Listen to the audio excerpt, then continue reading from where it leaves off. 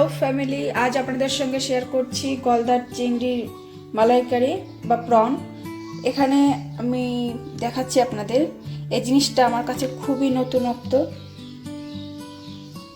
আমি জানি না এটা কিভাবে কেমন লাগে খেতে, তবে দোকান থেকে বললো এটা নিয়ে যান, খুব টেস্টি হয়। যাই হোক, উপকরণে কি কি নিয়েছি আপনাদের দেখাচ্ছি।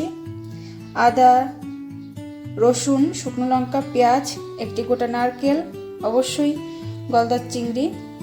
এটা কিন্তু আমি পিস করে নেব।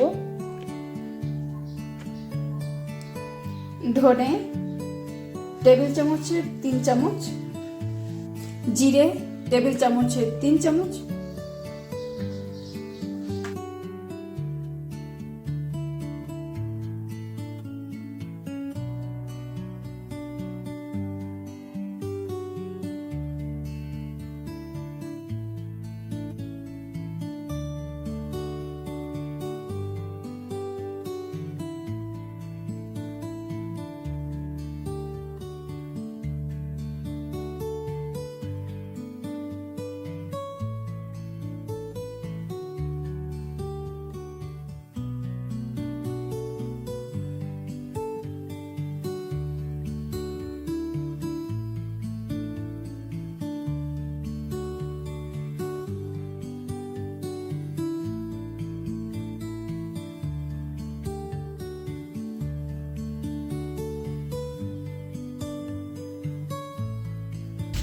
আশা করছি আজকের ভিডিওটি আপনাদের ভালো লেগেছে।